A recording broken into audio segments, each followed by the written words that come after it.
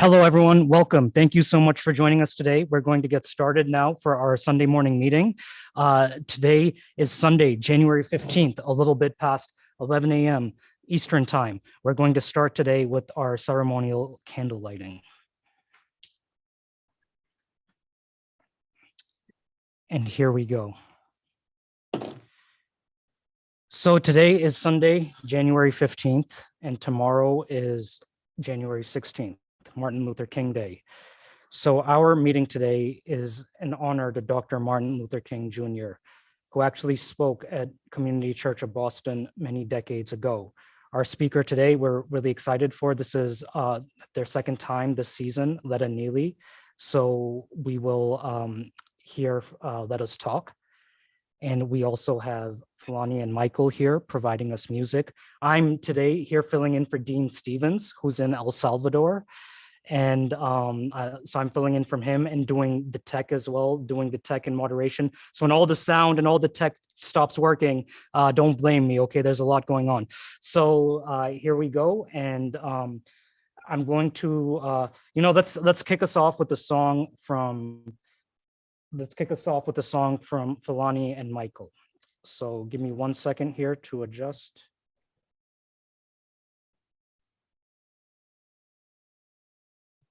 Take it away, guys.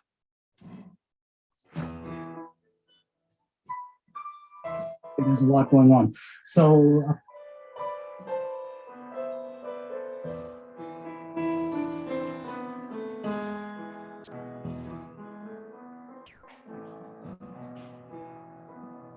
I think about the life I live, a figure made of clay, and think about the things I've lost, the things I gave away. And when I'm in that certain mood, I search the house and look.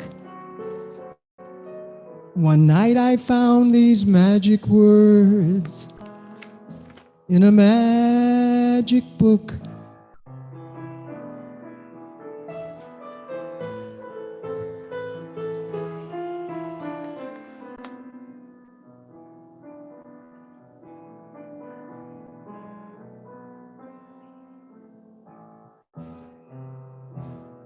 Throw it away. Throw it away. Give your love, live your life each and every day. And keep your hand wide open. Let the sun shine through, 'cause you can never lose a thing if it belongs to you.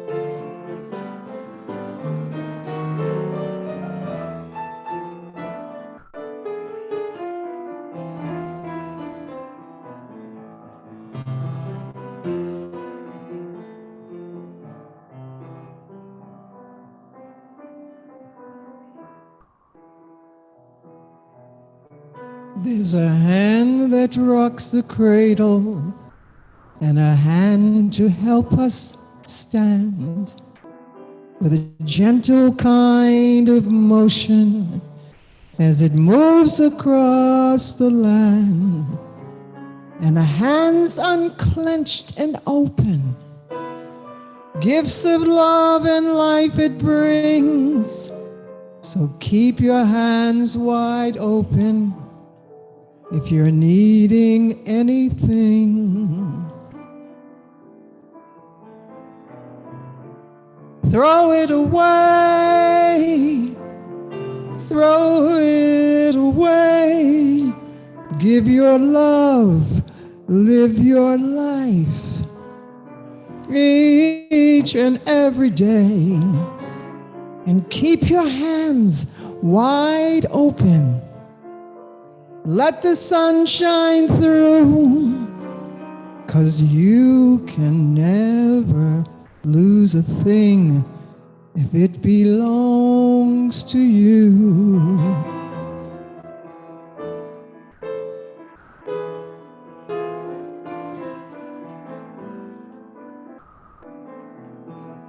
'Cause you can never lose a thing if it belongs to you.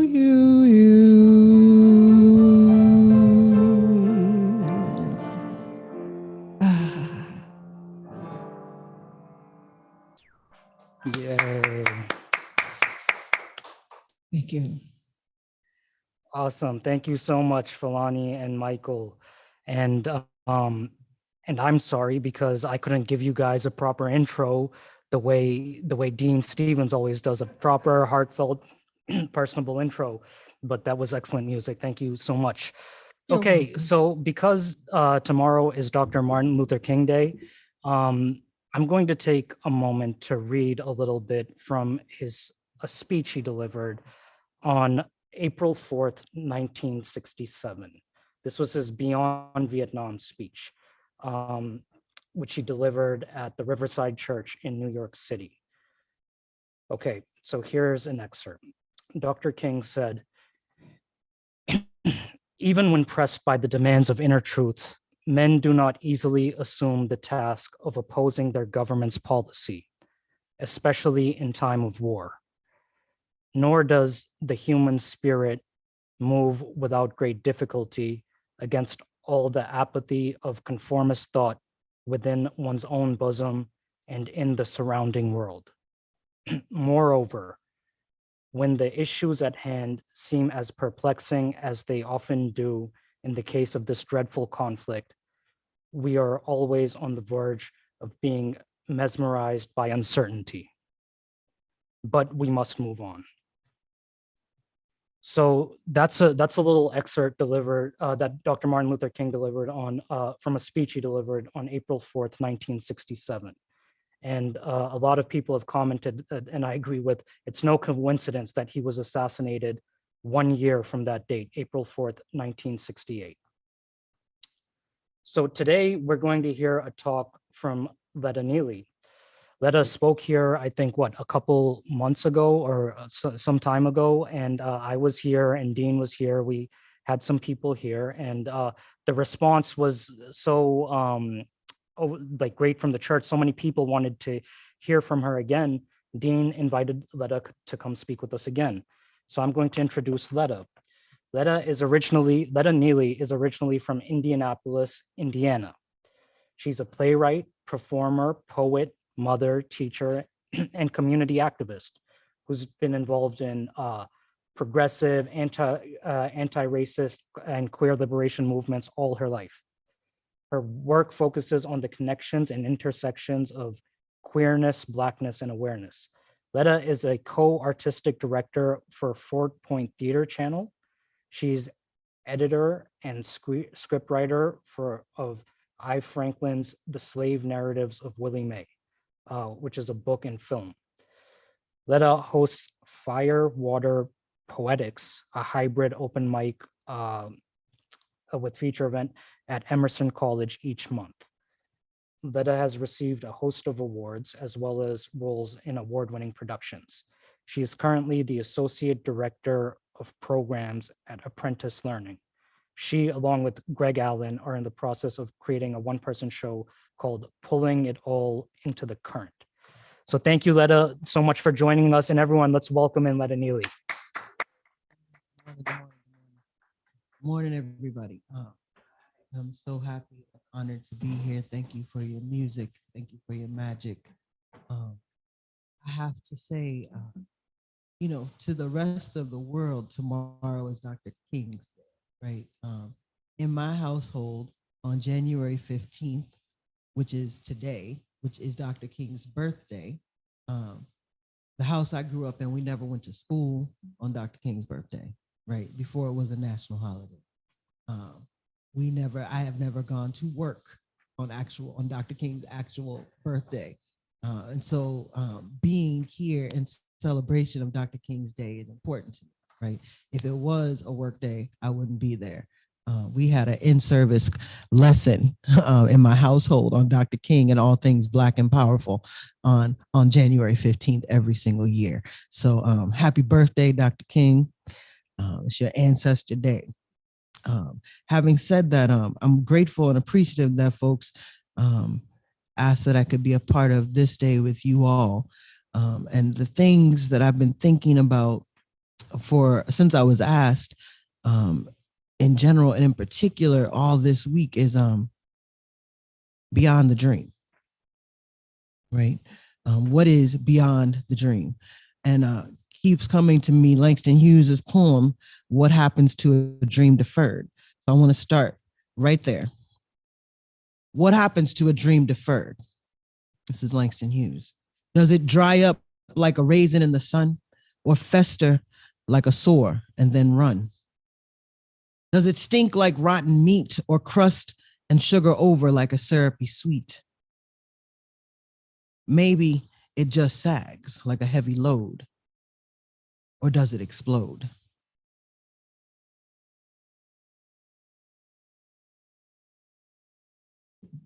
We have spent an inordinate amount of time since Dr. King passed, right?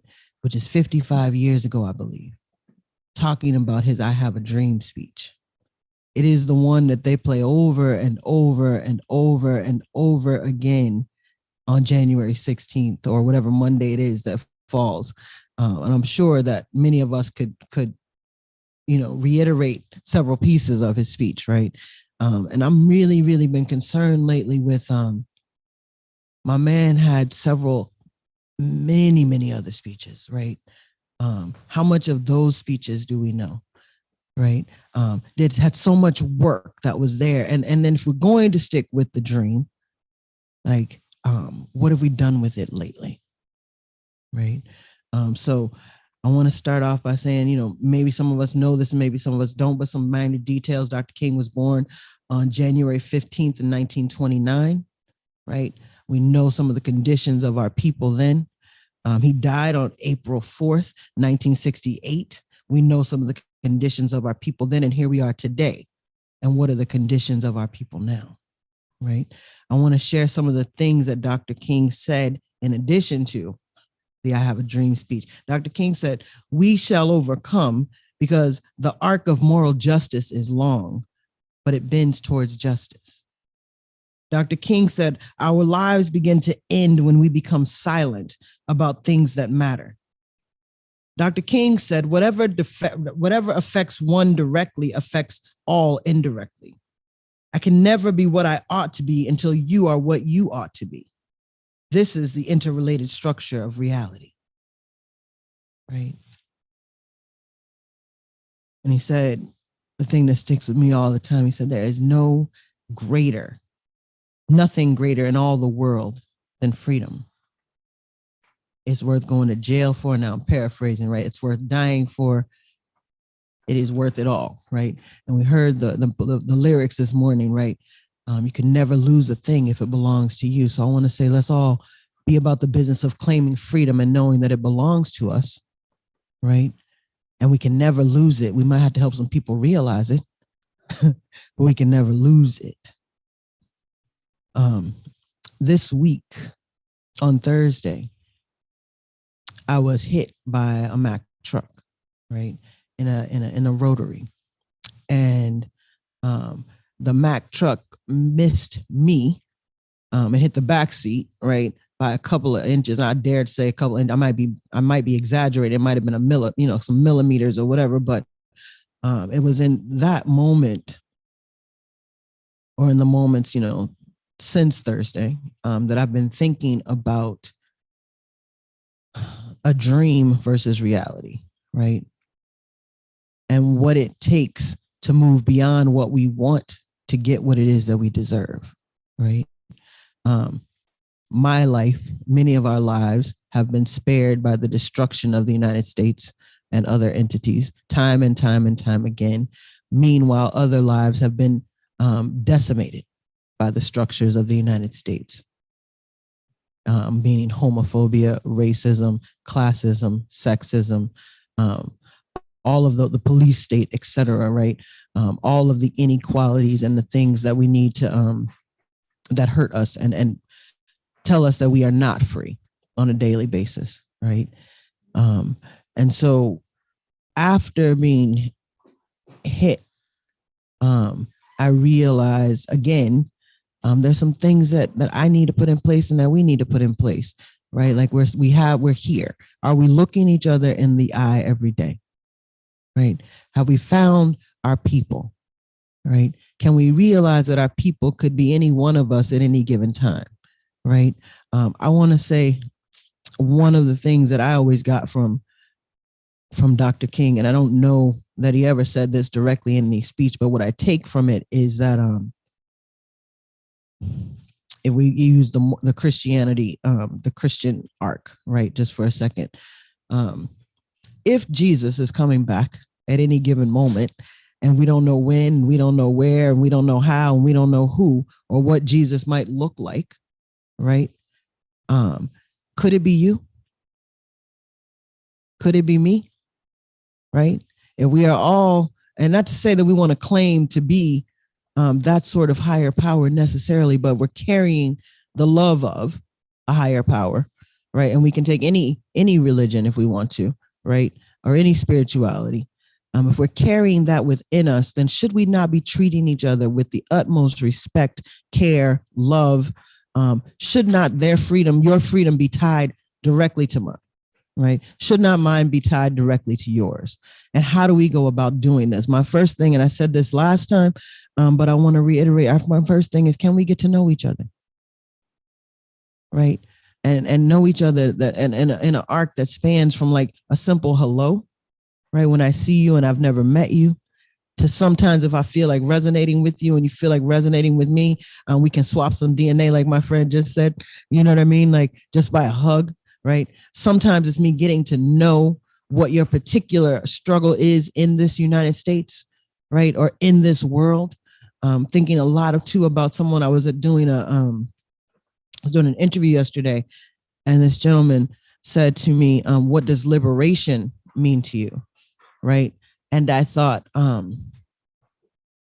that what it means, it's an interesting word, right? Because we're struggling for liberation, but liberation, the word sort of leans into the fact that we need to be liberated from something, right? Which means if we need to be liberated from something, there's the struggle that happens before that. So I'm not necessarily looking for liberation. I'm looking for that thing that comes after liberation, right? I'm looking for that freedom that comes after we've done the struggle, right? Because after, liberation to me implies I'm supposed to be really, really exhausted after, right? Because I've been fighting, because we've been fighting, right? And I want us to be in the fight, but I also want us to like not land just that's what we're looking for at the end of it, like liberation. I'm not looking for anybody to free me. I'm looking for people to recognize that we already are free, right? I'm looking for people to sit down at the table and make the table together, right? Not invite me to a table or invite you to a table necessarily. Can we make the table?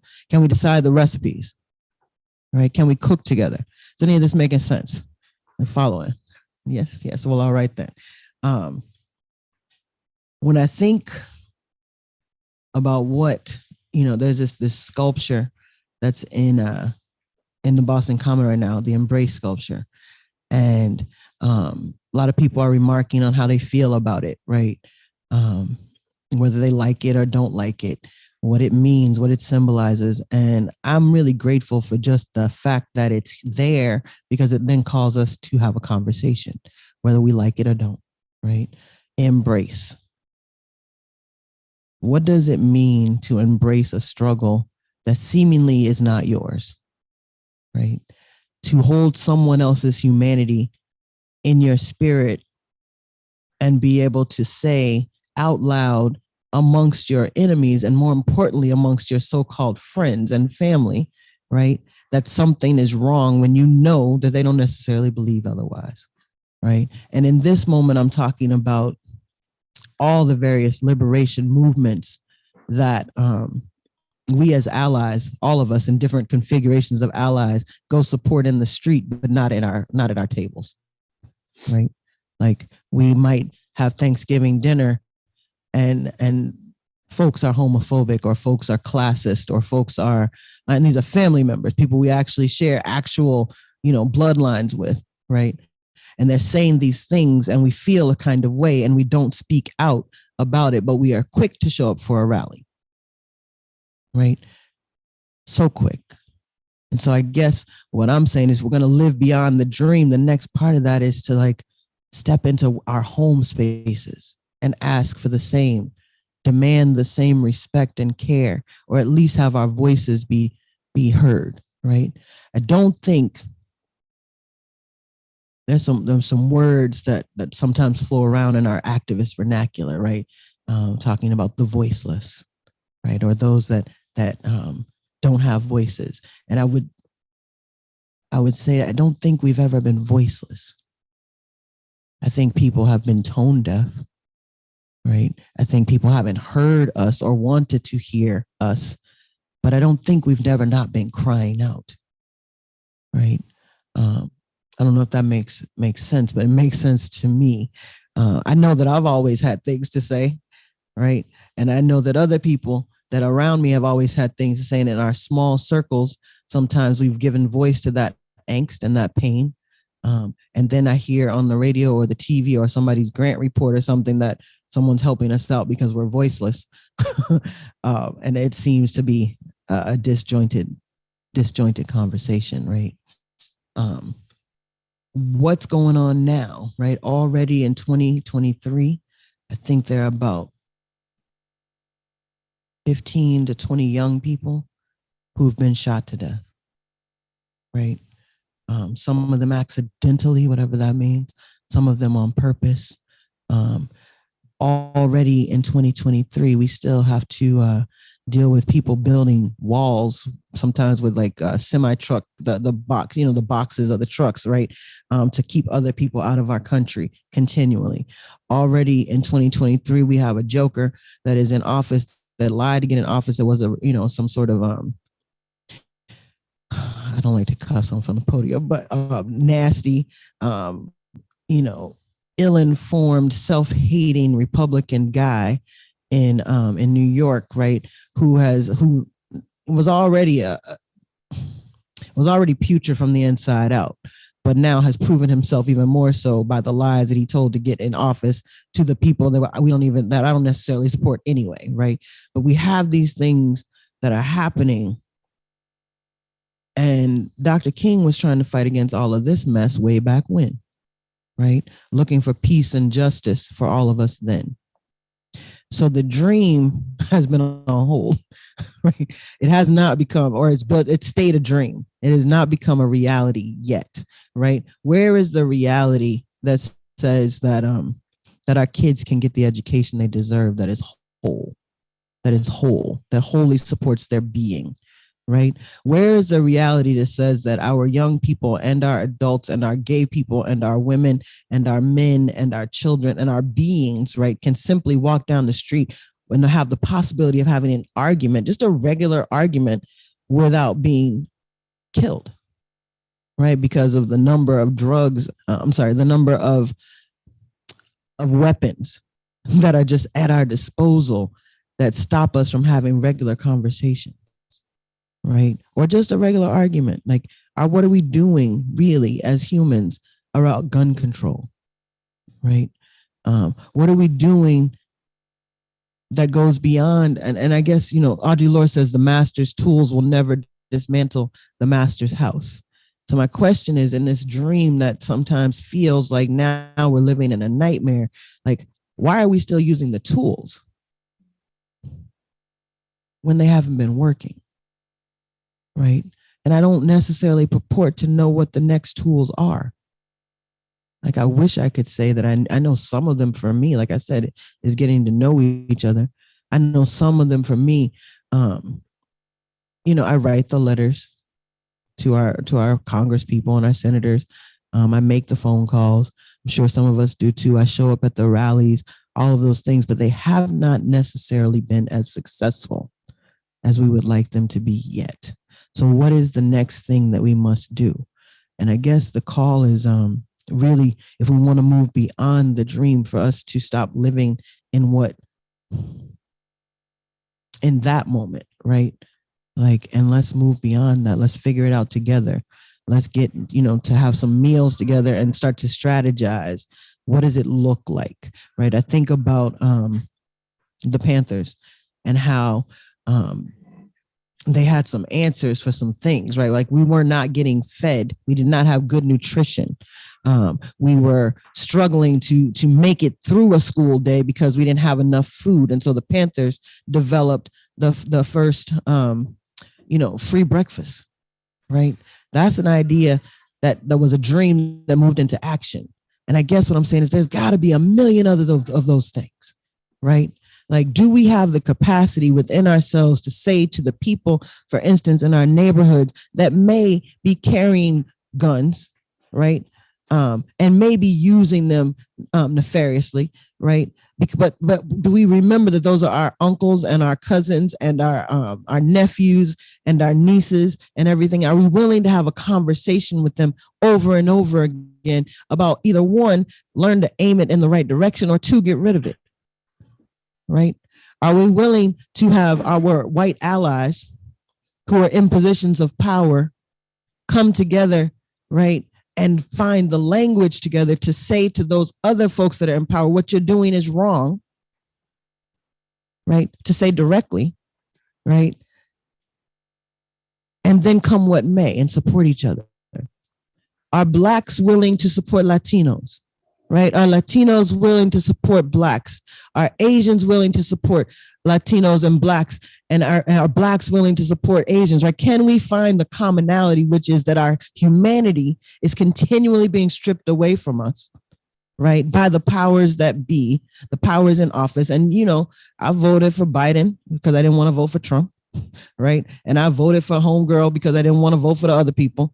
But let's be clear and say we still are not being seen, and we still are not our freedom is still not being acknowledged, right? Our right to breathe free, our right to walk free, right? I'm nervous this year in 2023, right, about the state of our world. I'm nervous because as much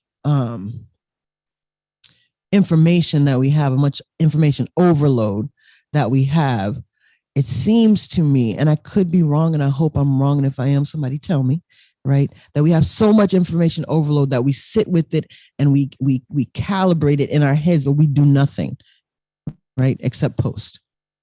Or many of us do not much except post, right? So we know what's going on in Palestine. We know what's going on in China. We know what's going on in the Ukraine. We might know what's going on in Roxbury. We might know what's going on in Dorchester, right? We know about gentrification. We know about the number of trans folks that are being murdered each and every day. We know about how HIV is still rampant in our communities. We know that COVID has not COVID, the folks that mess with COVID, right, who are charged with caring for us. We know that Black and brown people are not getting as best as most care. We know that women that go to hospitals who are pregnant that are Black and brown are more likely to lose their babies, right? We know all of these things, and it becomes like a running catalog of messed up stuff, right?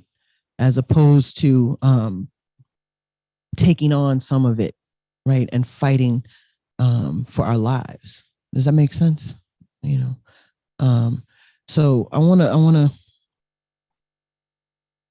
to pause there, because I also want to acknowledge that in 55 years we actually have made some strides, right? And sometimes when we talk about the problem, we forget that there is this arc also of wins. And so I want to acknowledge that. I know that sometimes I'm talking to younger folks. I'm old now. I'm not old. I'm an elder now, right? I turned 51. I feel good about it because I also know it wasn't promised. And it wasn't even anybody's plan in the big order of the big power people that I make it to 51, right? Being a Black dyke, that I'm here and I'm proud of it, right? So that's a win in itself, that there are people around me that are as old as me and as Black as me or as brown as me that are still alive in this particular world, right? That's a win. But when I talk to younger people sometimes and they're thinking about this struggle for civil rights, and they're looking at the George Floyds, and they're looking at Atiana, and they're looking at all of the things that continue to happen. They look at me and they're real sad, and they're like, "We haven't made any progress." Like they can't see it, right? So I want them to know, and I want to remind us that we have made some strides. Right? That's not enough necessarily. It's not the end necessarily. It better not be the end. Right. But we have made some strides. The fact that, for instance, we are in a room right now and I'm with people that don't look like me, who are older than me, who are some of whom are younger than me. I'm gonna go ahead and claim it, right? Younger than me, that speak different languages than me, that might have different sexualities than me. Like that is a stride, right? Because before, we couldn't be in a room together without being like, checked by the FBI or COINTELPRO or something, like somebody looking for us to like infiltrate, right? The fact that we can be here together is a change on purpose, right? The fact that we can ask each other what's going on and stand in that and support each other is a change. The fact that there are, and I want to be clear and say, in every struggle, one of the uncovered pieces of history, right, has been that we've always worked together, some configuration of us, right? And I think about it, the easiest one to pull is for me to say, the Jewish people, when under persecution, needed some of the Germans to be helping them to hide and helping them to fight, right? And it happened, and we didn't hear about that for a very long time, right? In order for us to move through being enslaved people to freedom, we needed some white folks to put their lives on the line too, right? And they did, right? So in order for all of the civil rights movements that Dr. King was a part of, and held and heralded, we needed some white folks and some other folks put their lives on the line too, and they did. So never let it be said, right? The mythology is that we've been segregated and separated forever, right? And that was somebody else's dream for us to think was real. That was never real. Like we've always had a way to work together, and we just need to keep doing it, right? One of the things that happens when they tell us a lie over and over and over and over and over again is we start to believe it, and we'll believe that we were never friends, right? We'll believe that we never had a common language, right? And so I want to just scrape that disbelief away from us and say we can do this. We've done it before. We need to continue to do it. If we are to move beyond the dream, what is it going to take? It's going to take us to humble ourselves. It's going to take us to strategize together. It's really going to take, this is something I've been thinking about a lot too. It's really going to take, and this is for those of us that are 45 and older, right? For us to shut up sometimes and listen to what the babies have to say, right? They know some stuff. And specifically, if I want to be jokey about it, they know some stuff about the internet and TikTok and, all of these ways of these technology ways, right? And that's the jokey way, but it's real. I don't know nothing about some of that stuff, right? But there are ways to connect, right? But they also know, we know how to use a hammer and maybe a jackhammer. They know how to use the new tools, right? And they know how to use them well. So we need to sometimes humble ourselves and listen to, one, their strategies, two, the tools that they want to use, three, what it is they're observing, right? I know that on the brink, like I was born in 1971, and the things that I wanted for myself, right, were different than the things that my family wanted for themselves or thought that they wanted for all of us at the time, right? By the time, when they were struggling for liberation, toward freedom, right, they thought that what they had done was amazing and that we should now relax on it, right? Don't go out there and fight that. We've already, you could get hurt, forgetting that they had laid all of their stuff on the line for the stuff that their parents were afraid of, right? And I say that because that means that we stand that every generation does a body of work so that the next generation can access more, right? And sometimes as grown folks or old folks or older folks, we get scared about what that more is and think we should rest right there. And our kids, like, we've done all this stuff. Our kids can like go to interracial schools now, or they can do this stuff now. Like, let's relax on that. Like, we don't have to fight, right? The kids want more. And I don't believe I'm calling them kids. The young people want more. And we need to be okay with that, right? They also need to stop and listen to us too, right? Because we do have some tools, right? And sometimes a hammer works when a jackhammer won't, right? So, and I want to say that it's a strategy that's been used since pre Dr. King, through Dr. King, past Dr. King, a strategy that's been used to tell us that we don't need each other, that we don't have to listen to each other. So therefore, we don't have all the tools at our disposal, right? Like, I feel like in this time, we need to also be working, and if I haven't said this before, forgive me, like, but cross-culturally, cross-ethnically, right? Like, every single group of people has something to offer to this liberation struggle as we arc towards freedom. When I say humble ourselves, I mean, like, stop thinking we're the experts, right? The expertise is in the room. Like, I don't necessarily believe, for me, in any one particular religion, but I do believe in a higher power, right? And my higher power, and I'll share the name I give my higher power is infinite sustenance, which means that we have everything we need whenever we need it, right? And that means for me that my higher power gets to hang out with your higher power, gets to hang out with your higher power, and together we can get a plan, right? And that faith without works is dead. So I can have faith in our freedom. But what are we doing to reach towards that together?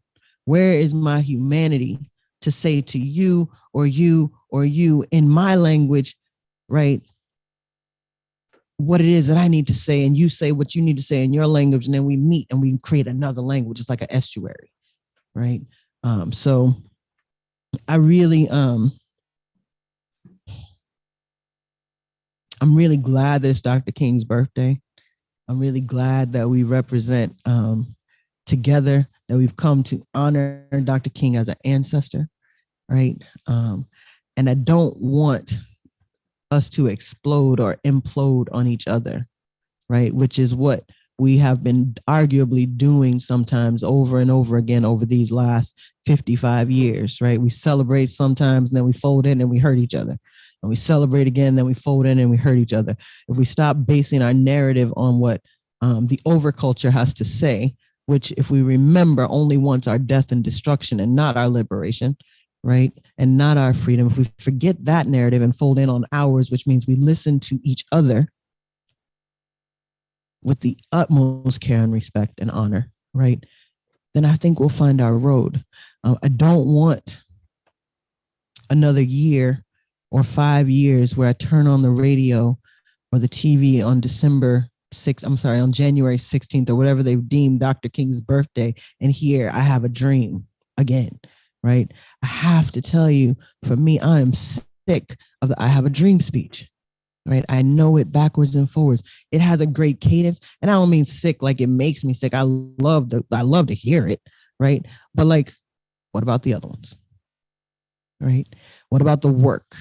What about if we stop getting out of the mantra or the cadence of I have a dream that one day, right?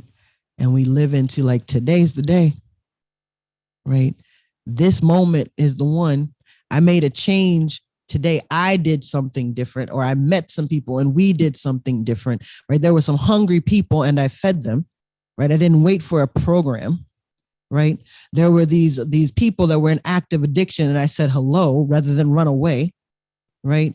There was a Black person and I had a stereotype, and I knew I had a stereotype, but I still worked my way through it, right? There was a person that spoke a different language than me, and rather than me talk louder, right, I asked somebody to help me talk to that person, right? Or we've decided to sit down and try to work it out, right? There's a person with special needs that I've decided that the world has decided has less humanity, but instead I said hello again, right? Or we got to talk, or I recognized each and every person for the gift that they came to this world with, right? And rather than seeing myself or anyone else from a deficit-based model, I looked at us and I said, we're free.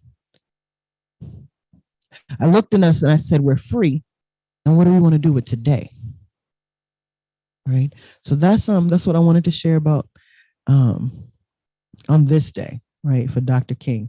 And I feel like I'm also in this moment honoring my upbringing, right? Because this is what we would do on Dr. King's birthday. We'd sit around and talk about the state of affairs and how we're going to get to the next level. So thanks for letting me be here with everyone.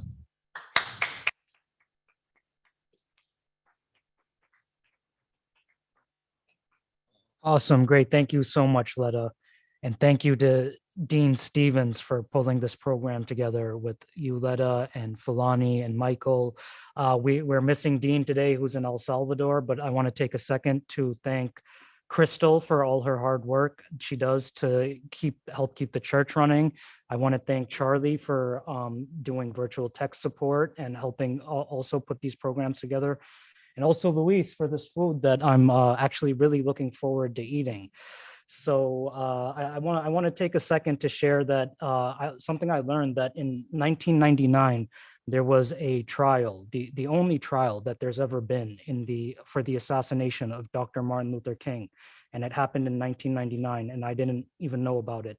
And in that trial of 12 jurors, 12 of them, 6 white and 6 black, they accepted, they proved in court. This was brought on by the King family, and they proved in court that Dr. Martin Luther King Jr. was assassinated by a conspiracy which involved agencies of the U.S. government, including Memphis Police and the FBI. So that's a fact. It's a part of the public record. Anyone could look this up. And so my only thought is, I think that my opinion is, we don't need a monument or a statue to remember Dr. Martin Luther King. I think what we need to do is ask, why was he killed? What was he saying that got him killed? What did he say, for example, in his Beyond Vietnam speech? What was he saying about Vietnam and war? And also, what lessons can we learn from that to apply to our own times today? For example, in regards to the U.S. proxy war on Russia, the Russia-Ukraine war. Right. Like Dr. King became most dangerous to others, right, when he started holding in all of the different trials and tribulations, right? When he was only talking supposedly to, when people thought he was only talking about Black liberation and equal rights for Black people, he wasn't as dangerous to the state. That's right. Thank you, Letta, for sharing that. So I'm gonna take a second to make some church announcements, and then we're going to hear another song from Fulani and Michael, and then after that, we're going to get into audience Q&A. So give me a second here. Next week, next Sunday, we're working hard on these hybrid virtual events, but we welcome people to join us here in the church, as some have today. So next Sunday, January 22nd, we're going to be hearing the challenges of writing about a revolutionary who was also a poet, the case of Roque Dalton. Oh, wow. Delivered by Professor James Ilfand. The week after that, we're going to hear from socialist Marxist economist and professor Richard Wolff, who is going to deliver an address titled "The Sickness is the System, When Capitalism Fails to Save Us." Last month in December, the Community Church of Boston, we had our annual Sacco and Vanzetti Award. For the year 2022, Community Church, we awarded our Sacco and Vanzetti Award to the Holy Land Foundation 5, and also to Samuel Larian. It was kind of an umbrella award dedicated to victims of the United States War on Terror. So it was a really moving event, very sad and profound. And the Holy Land 5, for people who don't know, it was a charity. It was a charity ran by I think, all Palestinian or exclusively Palestinian people, or mostly. And in the post 9/11 anti-Muslim and anti-Palestinian hysteria, they were persecuted by the US government. And 5 of them were unjustly sent to prison. So we did an event honoring them. Out of those 5, the Holy Land 5, 2 are still in prison today. So there was so much interest from that event, and so many people wanted to learn more and be involved. So on February 22nd, coming up, we're going to do a virtual film screening along with that's organized by Community Church of Boston and Massachusetts Peace Action and Jewish Voice for Peace Boston and other groups to be announced. So we're going to screen virtually the Al Jazeera documentary about the Holy Land 5. So keep an eye out for that. And so next up, we're going to hear a song from Fulani and Michael. And while they sing, I'm going to share in the Zoom chat and in the YouTube chat our digital collection box. We have a collection basket here for the church, and I'll share a link that people can use virtually from Zoom or YouTube, wherever you're watching from, to donate to the church if you can. So thank you again, everyone, for joining us, wherever you're listening from, in person or on Zoom or on YouTube. And let's welcome Fulani and Michael.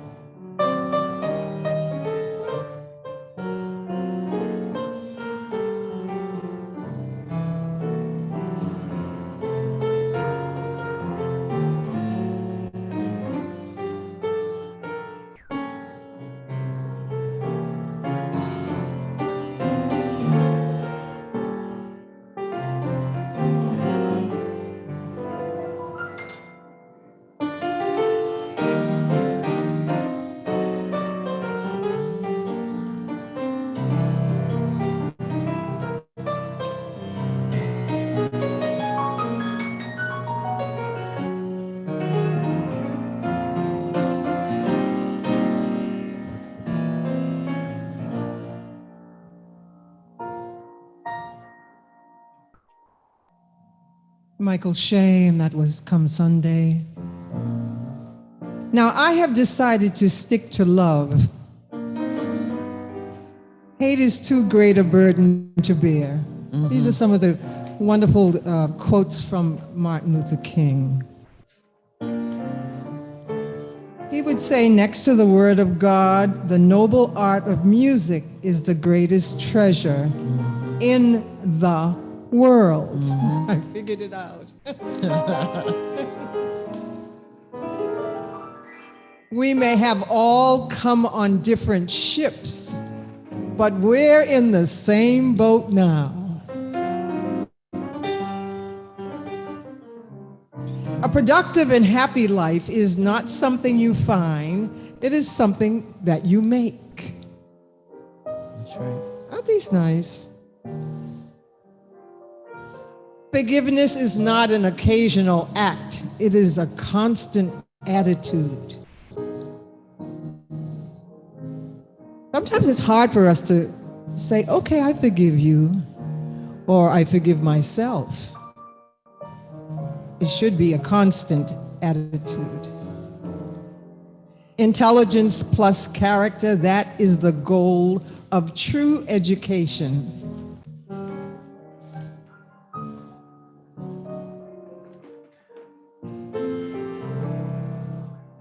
And if we lift every voice and sing, till earth and heaven ring, Let us ring with the harmonies of liberty, and let our rejoicing rise high as the listening skies, and let it resound loud as the rolling sea. So sing a song full of the faith that the dark past has taught us. Sing a song full of the hope that the present has brought us. And we face the rising sun of our new day that has begun, and let us march on till victory is won.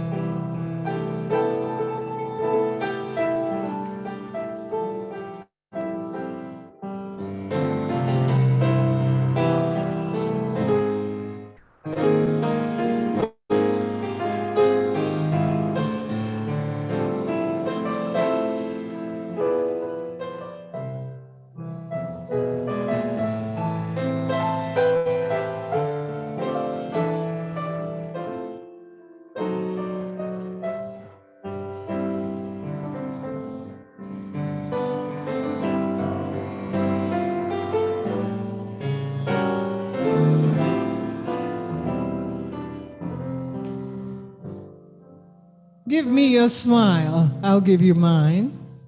Smile back at me. I love your smile. Thank you for smiling. Hello. Smile at me. Letta, I love your smile. I love your smile. Thank you. Wonderful, wonderful. We have a new dean here today. Gentlemen, please tell me your name again. Amar, Amara. AMAR, Amar. Amar, I'm sorry, Amar. It's okay. Yes. Thank you so much for being with us today. Thank you. Wonderful.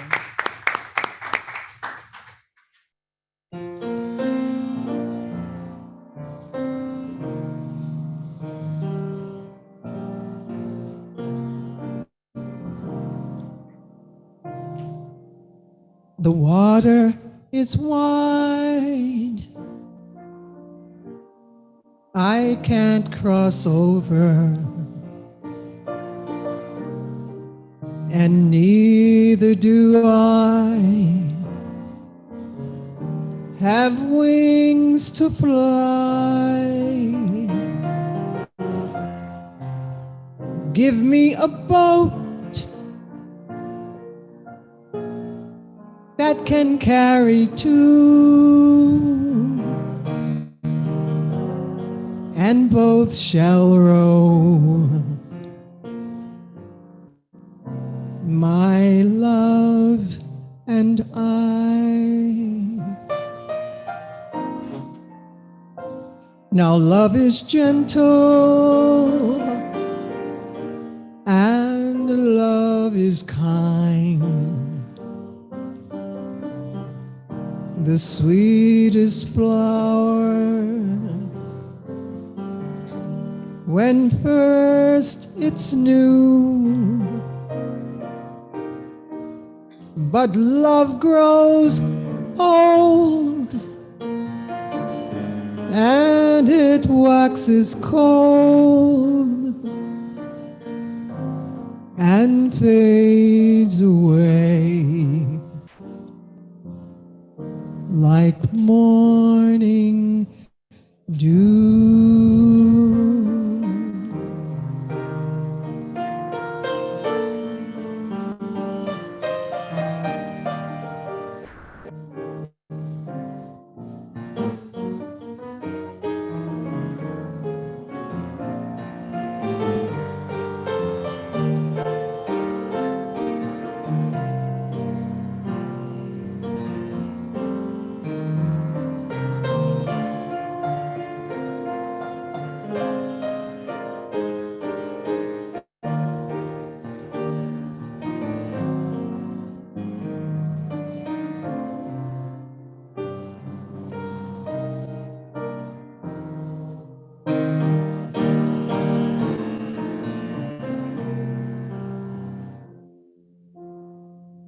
once again, love can be so gentle, and love is kind. The sweetest flower, when first it's new, love must grow old and sometimes waxes cold and fades away like morning dew. The water is wide, I can't cross over, and neither do I have wings to fly. Yet give me a boat to carry two, and both of us will row, my love and I. Thank you.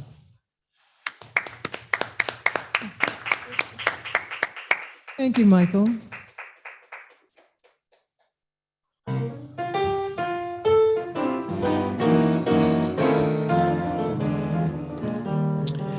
When things be hard, when things be hard, remember you are the holy vessel, and the cargo is also you. Remember, you are the song, and every chord you need to sing, to discord or to home. The sails are yours to manipulate, no matter the current state of affairs. When things be hard, remember that you are the holy vessel. No matter what the weathermen or the politicians or the gossipers say, you are your own touchstone. You are your own orgasm, your own blueprint and forest full of trees to climb or fell to build this holy vessel again and again, because remember, you will from time to time crash. From time to time into oncoming waves of other holy vessels, which may also be you or people you were meant to touch for a time. Remember, you are a holy vessel in this multiverse of holy vessels, and your song will resonate among the stars, among the roots, and you will branch out on your course, playing your chords through all terrains when you crash against the rocks of you. When the wind unwinds you from your song and tangles your chords, do sing anyway, the emerging melodies anyway, anyhow.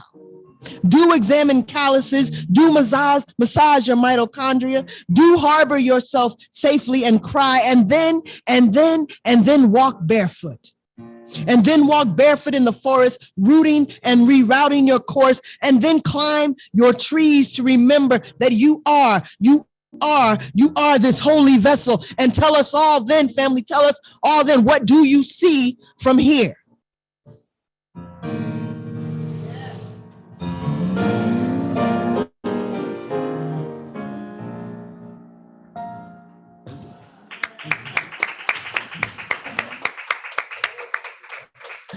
Oh, wait, thank you.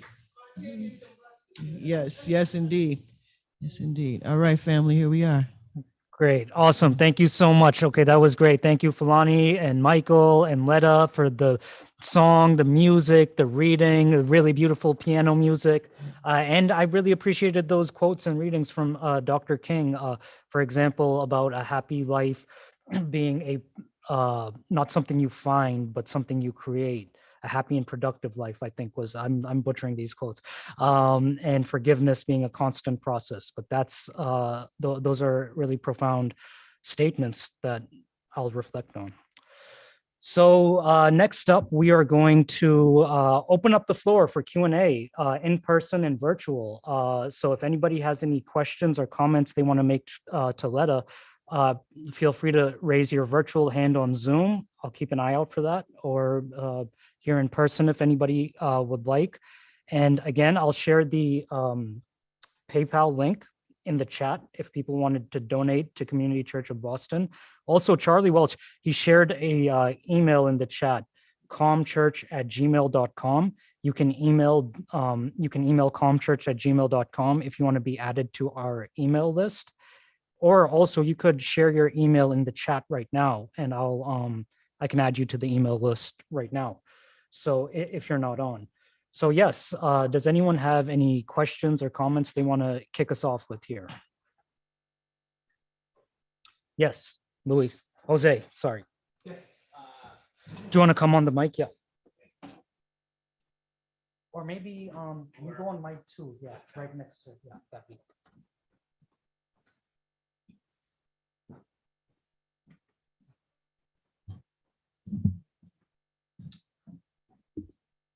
So this is Jose Aleman, who is also a board member of Community Church of Boston.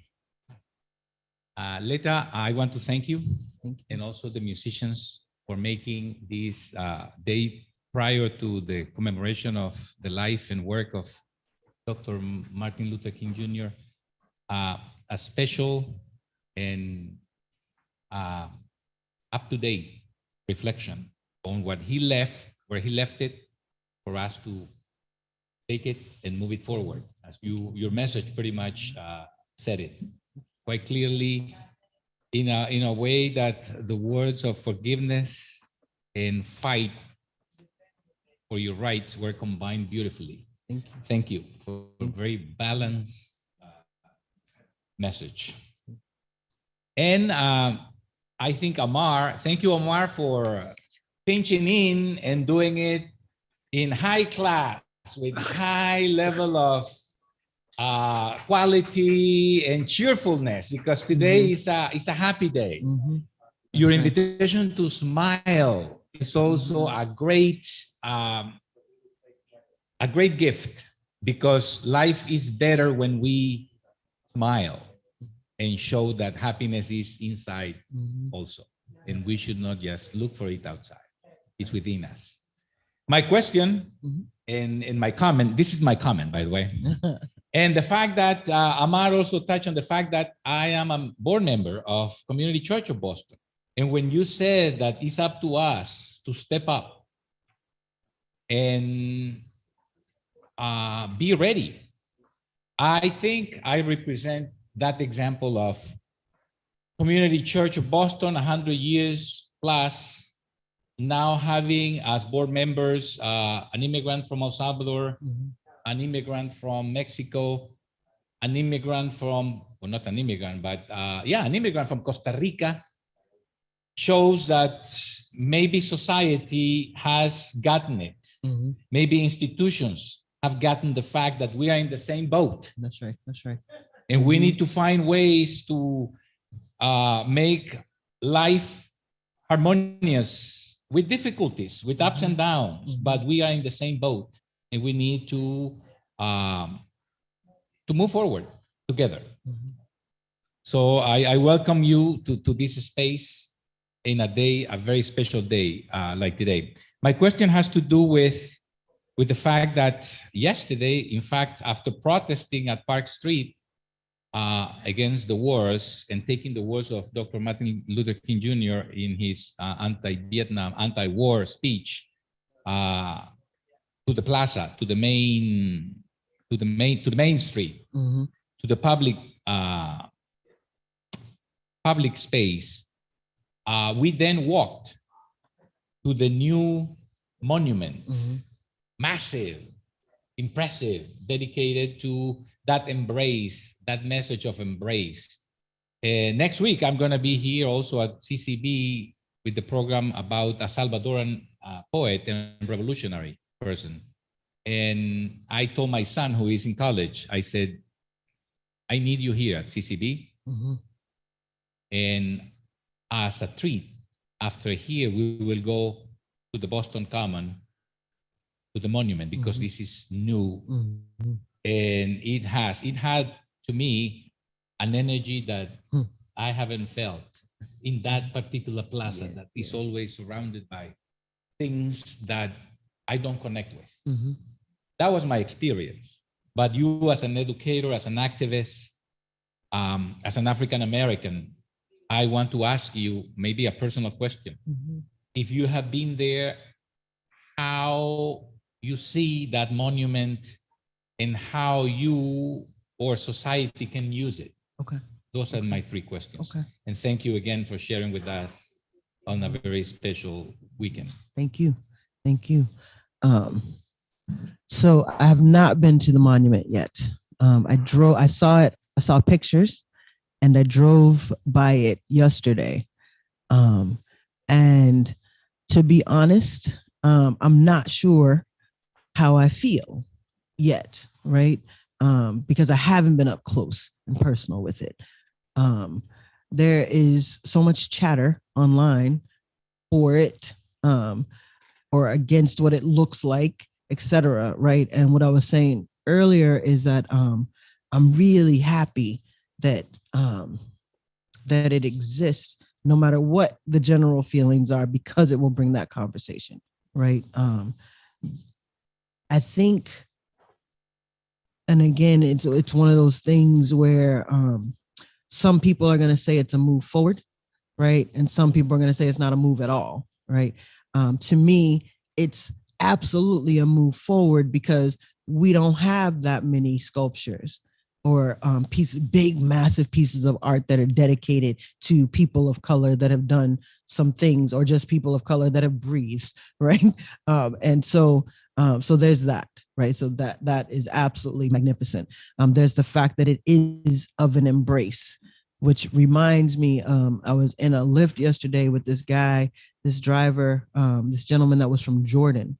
And he was talking about how fast and how messed up we are in the US right now. And he said, everybody's trying to make it for the rent, right? Nobody's stopping. They're just moving towards for the rent. And we can't stop to think. We're just working. And so for me, the embrace reminds me that in the middle of the struggle, right, in the middle of the fighting, we have to keep these moments where we hold each other close just because that love is real, right? Just because of love. Dr. King also said, I'm gonna pepper any comments that I make with quotes from Dr. King, right? And he said that love is the greatest force in the universe, right? Love is the greatest force in the universe. It is the heartbeat of the moral cosmos. He who loves is a participant in the being of God. So that embrace does that, right? It reminds us of that. The gentleman from Jordan reminded me, he said, we were all broke and broken at one time. And in those moments, we still remember to eat together, right? And I'm hoping that the embrace statue brings people together, that feeling that you said that you got when you were there, right? That at least it draws the energy center of people coming together there for that, like just to touch each other, like mentally, physically, emotionally, spiritually. So yeah, I can't wait to see it, from close. Yeah. Oh yeah, the history of Boston. Yeah, we've had some things happen. That are some other landmarks, like let's have this one. Great, thank you. So again, we're doing Q&A right now. I have a question for you, Letta. You shared with us how you would talk with your family about Dr. King, and you'd remember Dr. Martin Luther King. So I'm just curious, do you have any memories of discussions, reflections that you and your family had of Dr. Martin Luther King Jr. that you would like to share with us today? We had one salient conversation that was about violence versus nonviolence. That was that my father made really clear that one of the ways in which Dr. King and Malcolm X and the folks behind and around and surrounding them were effective, that folks listened to Dr. King, like people in power, quote unquote, meaning usually, the white hierarchical power at the time, listened to Dr. King because they were afraid of Malcolm X. And that they had these options for which they could choose from. And that, one of the lies my father told us early on, and my mother early on, was that Malcolm X and Dr. King were at odds with each other. And so I have never held, that was the most important one for me, right? That led me on this life of thinking both and rather than either or, right? Or that all things are possible. Or more than one thing, right? Because I did not have this fallacy or this mythology in my mind that Dr. King and Malcolm X were at odds. right? Years later, I got to see the picture of them shaking hands, right? But to know in my mind, right, and it could be my imagination, like, but from that conversation with my family, I make up these whole conversations that they have from time to time, that they would get on the phone and say, this thing is happening, what you gonna do, what I'm gonna do, you know what I mean, to get the people to make the right, to make better decisions. But that's the most important one that I ever had with my family. Talking about that there's a role perhaps in various movements for all kinds of people, and that Dr. King took one role and Malcolm X took another, and other folks took, and Cesar Chavez took some, you know, and like, you know, that everybody had a role and to do into in these different types of struggles, what we did with them. So yeah. Great. Thanks for sharing. That's so interesting because as we go through life and do our readings and have experiences and meet people, those, like, for example, that theme you raised, violence versus nonviolence, that's something I've thought a lot about and have views that are still evolving. Great. So again, we're doing Q&A. So if anyone has any questions in person or virtually, yes, sir, please. Do you want to step up to the mic and introduce yourself?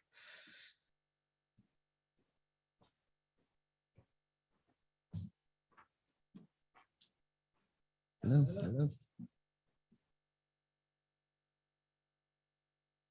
Yeah, I was thinking about when you were talking about the the "I have a dream" speech and how you've heard it over and over again, and I just thought of that word tradition and how so many times our traditions, they don't change. I'm so convinced that traditions have so many good things, good intentions, that they were meant to evolve. Mm-hmm. And when I think about that "I have a dream" speech, think about all the great quotes, Lonnie brought out in that, and how somebody could get creative and take that "I have a dream" speech and maybe magnify it and bring in some new quotes of Martin Luther King and maybe even some new ideas into that. Just would be so refreshing for the soul, because I'm just so convinced that our creative potential is a solution to every problem, which is sort of obvious because problem solving is all about being creative. And I believe that if I was to do that "I have a dream" speech in my own simple way, I would want to bring out that I have a dream that someday we're all going to find a way to enjoy taking care of each other.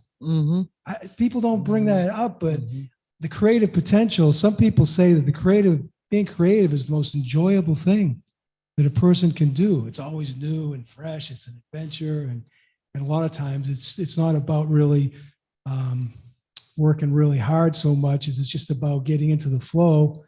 And I just have this hope that someday when we all find a way to enjoy taking care of each other, and I see that through the creative potential and treating each other without hurting one another, and having total freedom to do anything we want as long as we don't hurt anybody. I mean, I don't see any problem with that as long as we can come to understand, that we don't, what it means to hurt one another in truth. And I just think that if we ever really did get to that place where we could enjoy taking care of each other, it's like we're going to get so much more respect for our humanity, because everybody say, "Oh, you're a gift to the world." It's like everybody's going to see that we're an asset instead of a liability in so many ways. And I just wanted to bring that up because I'm just thinking that you as a rapper, I guess you do some rap music, sort of like, or you did do a little rap here today, didn't you? I thought. Okay, rhythmic poetry. To me, it's the same thing as rap. But I don't know. I guess rap sounds a little more aggressive to some people. But that rhythmic poetry, I just think that that's something that I just will hope that maybe you might be able to come up with some creative ways to bring up more quotes for Martin King and that. But I guess you'd have to be interested in it. But anyways, I just wanted to bring up that comment, and thanks for letting me express myself. Thank you. I really do agree that it would be really, really interesting and awesome to take the "I have a dream" speech that Dr. King gave us and to layer it in with several other speeches or quotes from Dr. King, but also from others, right? From the before Dr. King, during Dr. King's time, and after, right? And to see what kind of quilt we come up with from that. That would be because I, as much as I, talk about like I'm overhearing it from the outside, right? Like I do think it's powerful and it's held its space for us to continue to have a Dr. King Day. So it's just like about the what now, right? As you were talking about us taking joy in helping each other's humanity. Is that what, it reminded me of something that's happening now that I wonder if we can dial in for a second and think about, right? Like, so there are some very health conscious people, and they are wonderful in their endeavors to be health conscious. And some of them are vegans, and they're thinking about the earth, and how to best take care of their health and their being. And so one of the things is there's this place called, I think it's Amy's Kitchen, right? And it is they have several, they make vegan burritos and some more stuff. And they employ a large number of Latinx folks, right? And the Latinx folks have begun to try to unionize, right? And they have not been, it's not been met well, right? And so I think about those moments, and by not being met well, I'm being very generous, right? Like people have been hurt on the job and not being paid for it. There was a place when they were trying to unionize that just shut down, right? So all of these people lost their jobs. And the question that I come into this with around Dr. King and like beyond the dream is, okay, so we want to be healthy, right? It's great to be vegan and all of those things. And like, we got these like great folks that are supporting health conscious stuff. But in the meantime, people are literally dying and or hurt for really long times and not paid their worth and can't unionize by the very groups of people that we want to be aligned with on one side, right? Who are doing some messed up shit on another side. So then where do we stop buying the stuff?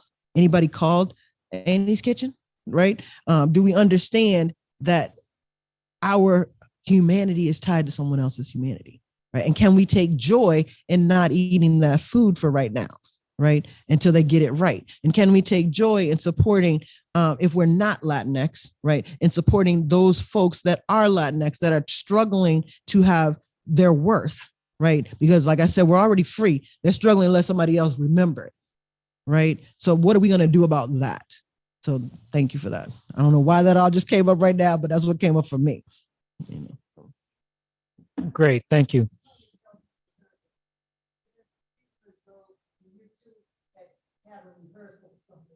I love me. We did, we did. Thank you.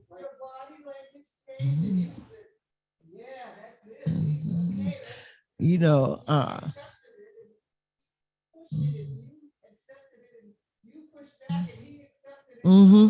it's a conversation, right? It was a whole conversation. So mine too. Yeah. Michael, do you want to get behind the mic so that people can hear? Yeah. Yeah. I've been in Boston for about 34 years. Okay. And I've already been playing for a living. It's wonderful. The thing about Boston, You need to speak right into the mic. I meet new people every week. Wow. And I mean, and this COVID thing really cut that off just because of the hard to get a bunch of people in a room safely. But it's just wonderful. It's really nice. And the first time I meet them, they're usually okay, formal, nice, polite, everything's nice. We do a set and they go, hey, and you come together.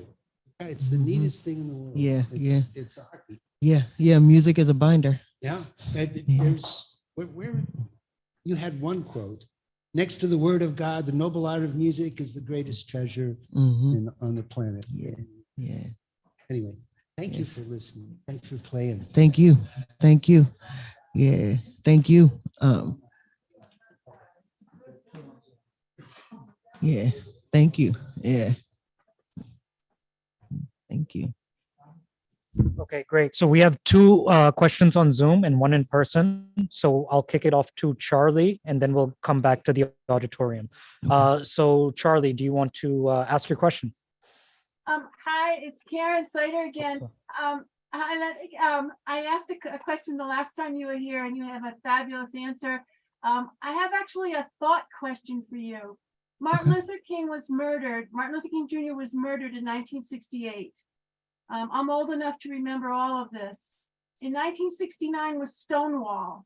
What do you think if Martin Luther King had been around for Stonewall, what his comments would be? And I too was out, and Charlie and I were out on the common protesting the US imperialist wars in Europe, especially, and all over the world, and to bring the US troops home so that we have money for education and housing and other, elderly care, for instance.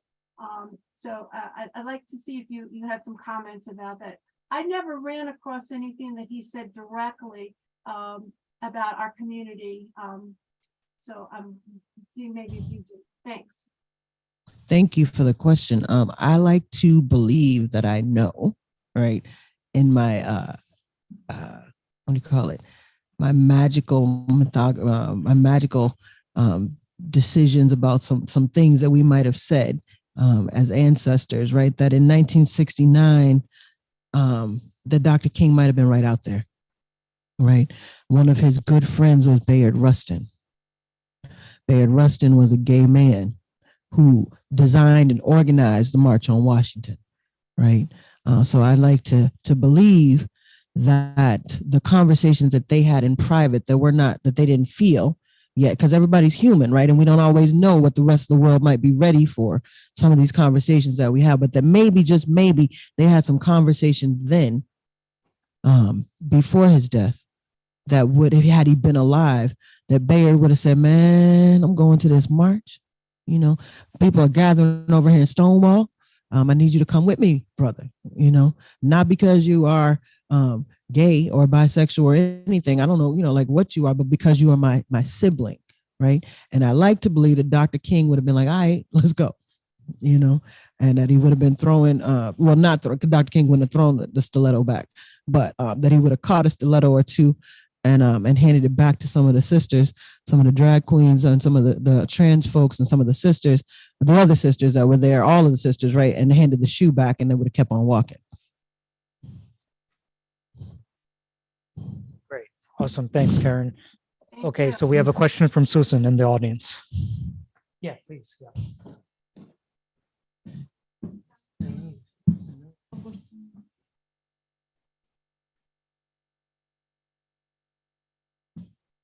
Meet you. Thank you. Thank you. I'm from Brazil, and we are on the same age, on the same boat. Okay. And Brazil was the last country in the Americas to end. And we still. You got to move closer to the mic. We can't hear you. We still don't have up to today in Brazil a holiday dedicated to someone like Martin Luther King. Mm-hmm. And we had a few, Mm-hmm. and they continue to be absent of the Brazilian mind. Mm-hmm. We're struggling right now after 2 weeks of having Lula back, Mm-hmm. and we almost had a coup. Right. So you said that you decided to vote for Biden because you couldn't stand having Trump again, and we cannot stand having Bolsonaro there. Right. And I want to know what was that you got voting in Biden that is not Trump, because to me those two parties are the same, and that's what they are trying to create all over the world. And that's why yesterday Karen, Charlie, and I and Jose were at the Park Street to protest against all the wars, especially, of course, Ukraine now comes to our mind, but it's all the destabilization of the whole world, especially Latin America. And voting for Trump or not voting for Trump, does it make a difference in the domestic affairs or the worldwide? For instance, someone in Russia or in Ukraine right now that is murdered by this NATO machine is different from George Floyd. Right. I was amazed, by the way, when Trump was in power, that we went to the streets, despite of COVID, to fight for our lives and justice. And that created this mass communion, this mass sibling idea that doesn't matter the color of your skin, we are together in this. And then the other party created this idea, vote on this vice president, look at the color of her skin, and we are going to be all set. And if you go to the border of the Latin countries trying to get into the United States, including Brazil and everybody else, it has never been so horrendous. Right. And if you don't mind to talk about Obama, because the first Black US president was like this beacon, and no. Right. So if you don't mind to talk about Obama, Trump, Biden, and the US imperialism, that would be great. All right. So Thank you. Thank you. All right. Life to Martin Luther King's legacy. That's right. Beyond a dream. Let's go. All right. So thank you for that. Yeah, that's a real. Let me start by saying, I said I voted for him because I didn't want Trump. What I didn't say was that I was wrong. Right. What I didn't say is that my fear, like many others' fears, right, allowed me to play with the master's tools, and it did not dismantle the master's house. Right. That I too am looking for solutions that will enable us to build a different dwelling, right? And that I haven't found it yet, right? That I got so scared of that asshole, right? And it wasn't ever that I believed that Biden and homegirl were going to be something so much better, right? It was that I had a dream that they would be less worse, right? And that it isn't so, right? That the tools that are put in place, including Obama, right? And I have to say, it's always a both and sometimes for me, right? Like I want to be like my body, my being, my upbringing in this imperialistic state called the United States of America, right? Wants me to be really, really gung ho and excited and happy that we got Obama, right? And I can't say that there's part of me that isn't. The nightmare is that he did not free Leonard or Mumia, right?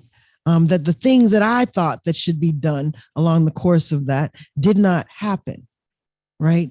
That education didn't get better for us, that gun control didn't, get out of the guns didn't get out of the hands of the people that shouldn't have them, et cetera, right? That there's still poverty, all of those things. So I haven't found the solution that I'm looking for yet, right?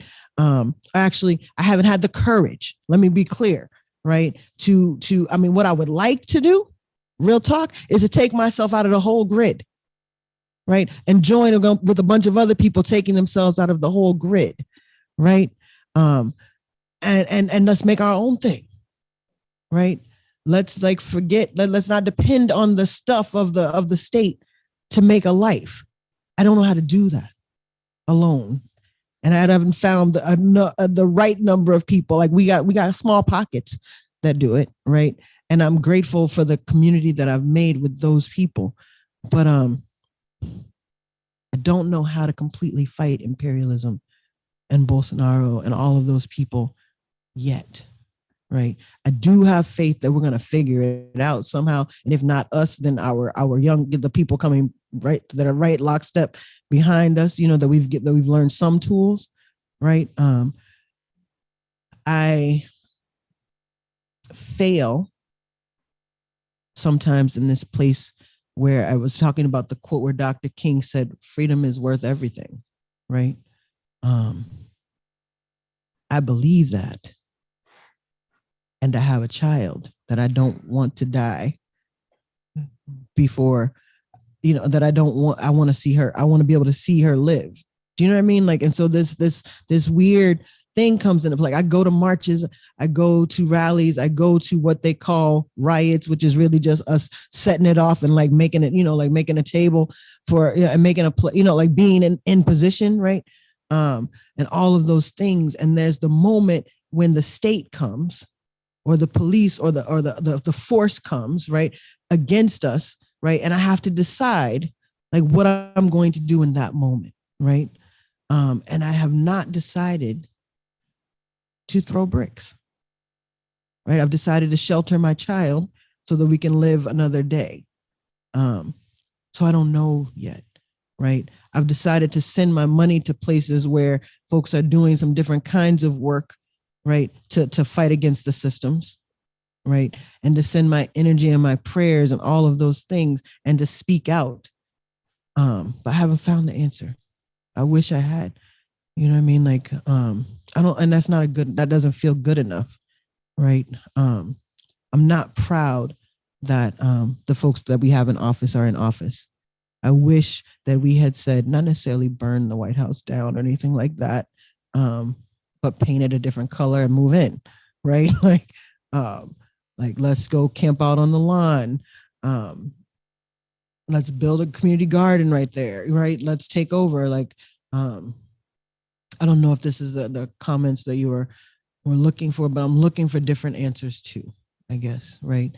I'm not happy with my cowardice in that vote, right?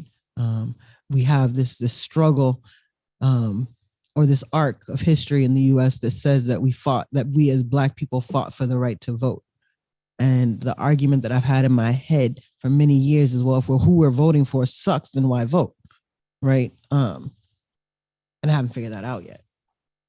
You know, like I know we died to vote, literally.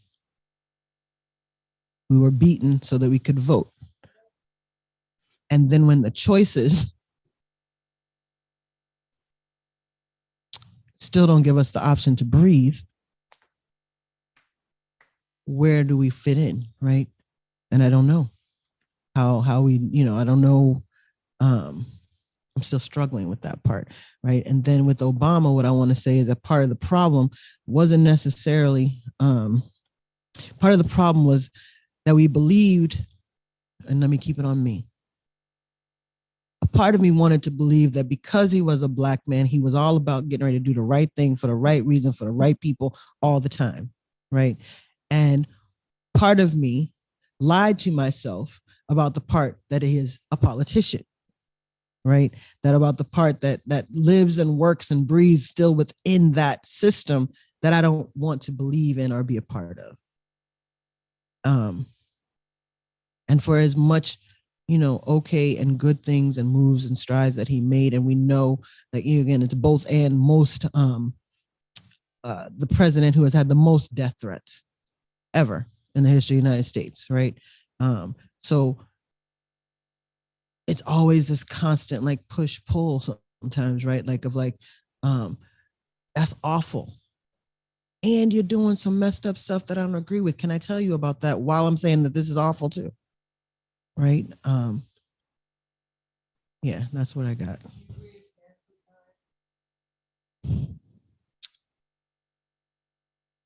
I agree that there was probably more that Barack Obama would have liked to have done. I don't, and that to get through the systems of the things that he wanted to do, yes, tied. I do not agree that he couldn't have done some of the same things that many presidents do or have done and make executive orders or decisions about some of the messed up stuff happening. I do agree that he maybe, like me, got scared about living, right? About his own life, right? Perhaps, or his children's lives, and didn't make some decisions based off of his fear. And I think that that fear, faith without, you know, I've been thinking a lot too about faith and fear. They can't live in the same being because fear will always win, right? So I actually can't speak to the totality of Barack Obama's heart and intention because I didn't get to see it, because maybe his hands were tied, or because he was fearful, or maybe because he doesn't believe the same things I believe. I don't know. You know, I know Mumia ain't free, you know, or wasn't at the time, you know what I mean? Like, I know that the the policies that we have in place with regard to immigration are still jacked up. And I will say that our fault in that is that our constituency, and this is where I was coming back to, because I wanted to believe that because he's a Black man doing Black things and he's gonna make the world better for all of us, I did not do what I do with other politicians, which is stay on their ass.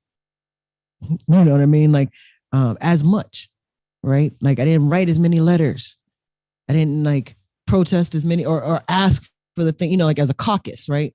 So like, that's my fault or our fault, I feel. So There's a 30-year veteran of the CIA, Ray McGovern, who's actually spoken here at Community Church before. And I had the chance to interview him a few times. I asked him once about presidents and foreign policy and stuff. And he said that he shared a story that Barack Obama was in DC, I think as a sitting president, and people were asking him, why isn't he doing more? And his response was, have you guys his response was, first of all, both parties are addicted to war. That was a president who said that we're addicted to war. And when he was pressured, why didn't he do more? He said, have you all forgotten what happened to Dr. Martin Luther King? So what Ray McGovern was saying was that, you know, there's pressure that these guys are afraid in a way. And and I get that fear. And I also need to hold myself and others, right, to the same, like, you ran for president of the United States. No, we haven't forgotten what happened to Dr. King. And you ran on this idea that we were deserving of a thing, of a way of being, and maybe the wages of that. I'm not, and again, like, it's all both and I, you know, this is being recorded, whatnot. So like, I'm trying to be careful in how I say what I say. I want to be the type of person that puts it all on the line for our freedom, right? I want the people that I elect to be the type of people that put it all on the line for our freedom. I also want to be the type of person that's open to believing that there must be, let me tell you, to the day that Obama left, right, I had this hope and faith and belief that he was going to do some things, some last minute pardons on the day that he left, right? Because I want to believe that some people have some strategies that I know nothing about that are going to be unearthed, right? That I can't know it all, obviously, but there's some deeper, better chess players, Mancala players, et cetera, that got it going on. It didn't bear itself out with Obama in this moment, right? Okay, so we have a question in the chat from Dan the Bagel Man, and I'm going to read it off. Dan asks, what would Dr. Martin Luther King say today about today's violence that's coming in many ways?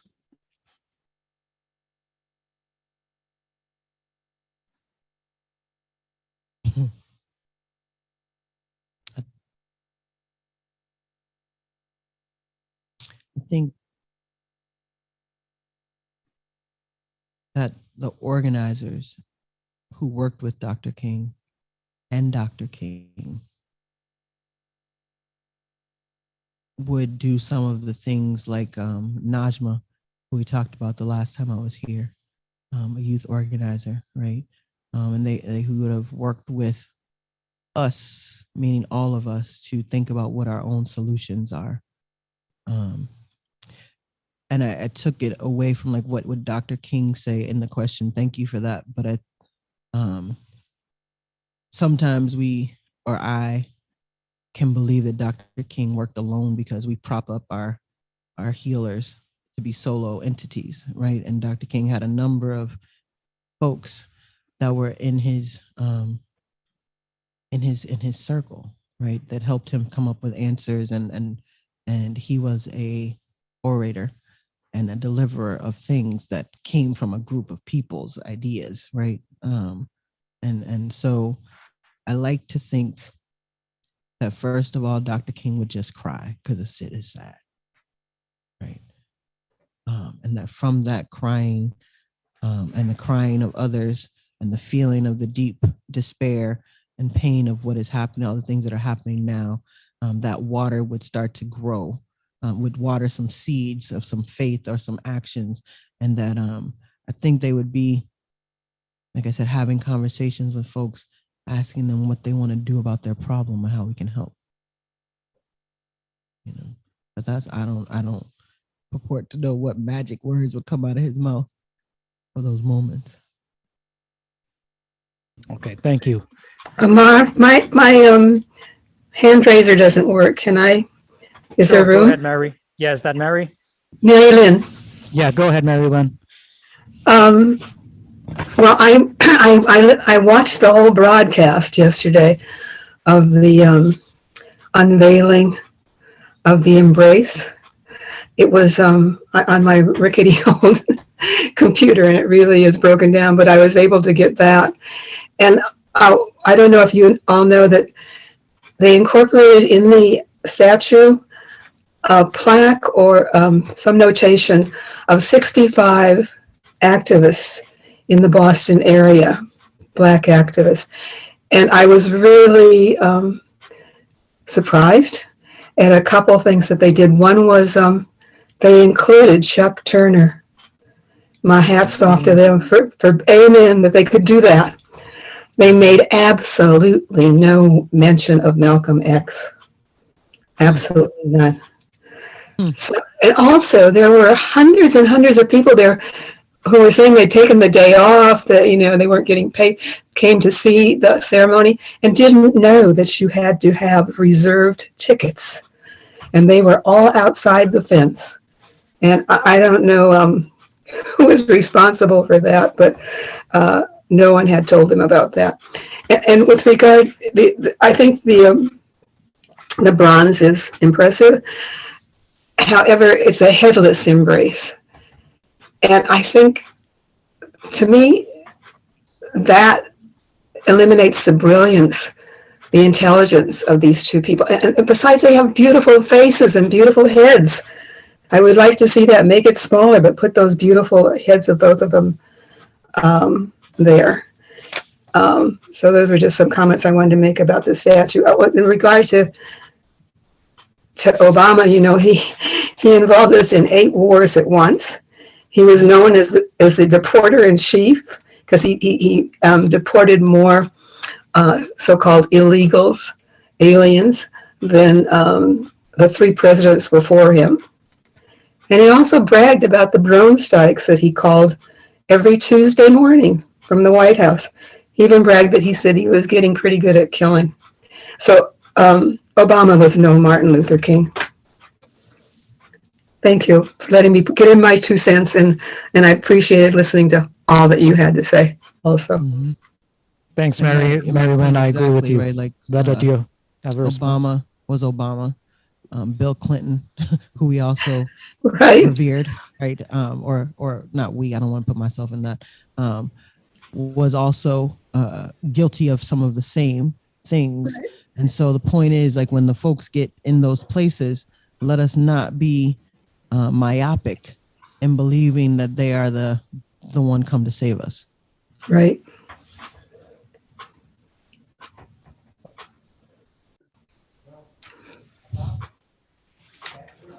Mm-hmm.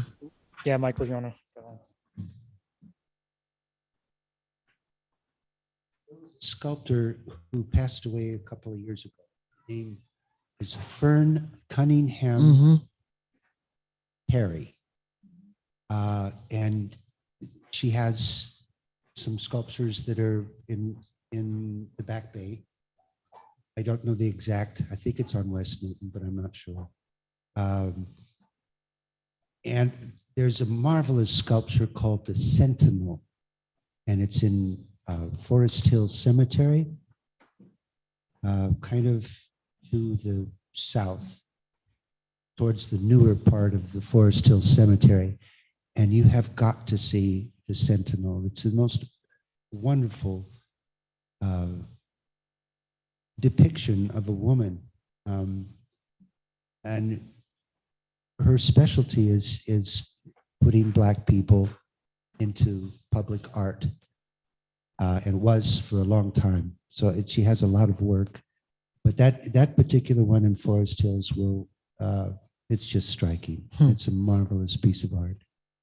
Can I add to that? What I think is key and clutch, and thank you for that, right?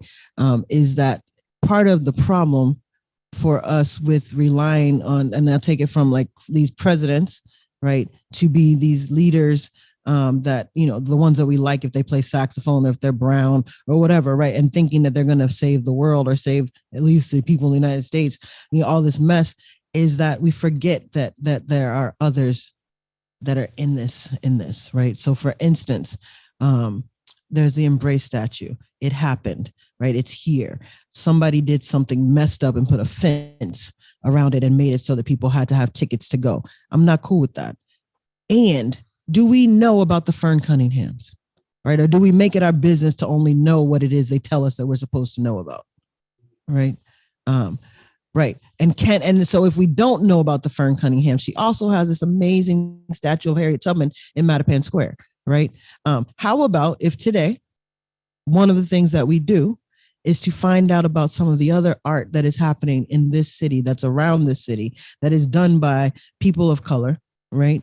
And let's go look at it, you know, like, it doesn't have to be just that way. That way, the Embrace sculpture becomes one of the things and not the only thing. And that is the mess. There has never been the only thing. Never. There's always been more than one. There was more than one person that was speaking out when Dr. King was speaking out, right? There were plenty of us, you know. There's more than one statue. And then we don't have to just, like, you know, honor and revere one that we may or may not have access to. So thank you for that. One or two or three people that get Right. the attention. Mm-hmm. There's always been a community of people. The only thing they want to do is That's right. they don't want to do the celebrity, Mm-hmm. the media stuff. They don't want to be rich and famous. That's not what. Right. Right. And the Embrace statue, you know, once the artist makes it, we have no idea what that person's, well, I don't anyway, total intent was, right? But the thing around it has now been fenced, or that moment has been fenced. And again, none of it has to be a one-off. There's plenty of art in the city of Boston that has been made by, and not enough. And when I say plenty, I do not mean it's enough, but Fern Cunningham has a couple of statues in the city, right? Other folks have a couple of statues. Pro Black has a piece of art that's right by South Station, right? There's all kinds of graffiti that's amazing in Dorchester, Roxbury, and Mattapan. Have you seen it? Come see it, because we got art. Okay, we are closely approaching 1. So I think we'll take one more question, and then Fulani and Michael will close us off with the song. So YH Pat, you have your hand raised in the Zoom chat. Do you want to unmute and ask your question? Thank you, Letta Neely, for sharing with us today. Would you offer your analysis of Reverend Dr. William Barber II's current work with the Poor People's Campaign and the repairs of the breach, and how it's similar or different than your own vision, as well as Martin Luther King's work and vision? Thank you. I would love to, but I would love to think more deeply about it, and come back and either have lunch with you or share again about that. That's a little bit more than I'm prepared to speak with good knowledge about. Okay, great. Well, thanks for the question, and thank you again, Letta. So I think now we are going to hear our final song from Fulani and Michael.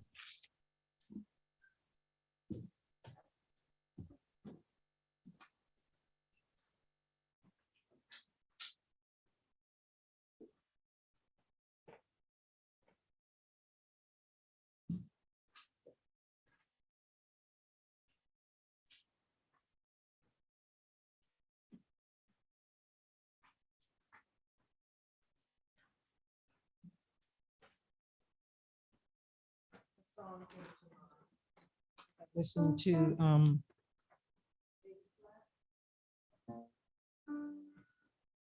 as I listen to Letta speak to us today, you know, she encourages us to open our minds even further than we can, to look into the tiny little spaces where there's more creativity, there's more ideas. Don't just get stuck. Am I right? Don't get stuck in that one place and relive it forever and ever. Let's create more and find out, then, is what he's saying still relevant? Is it relevant? How can we make it more relevant and just keep expanding our minds? But be happy with it while you're doing it. If you can, don't fight about it. Join one another and try to create something new. Correct, Steve?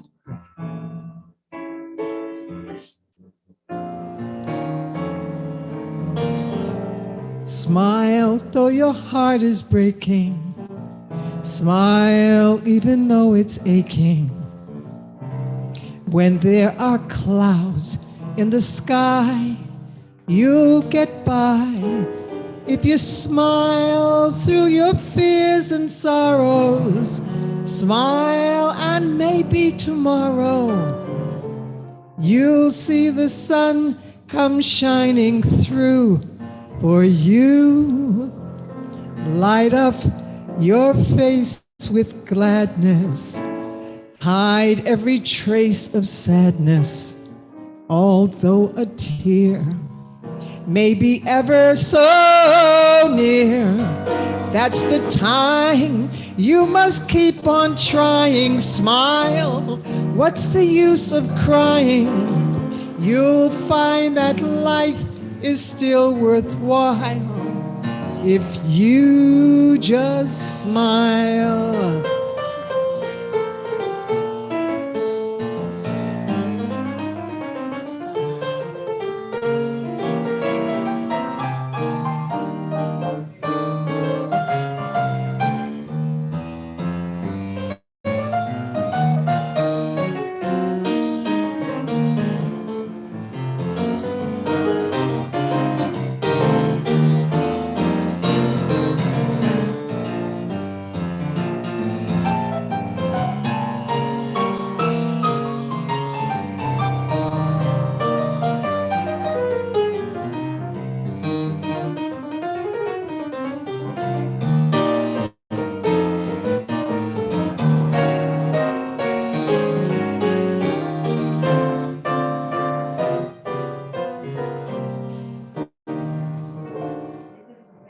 Light up your face with gladness.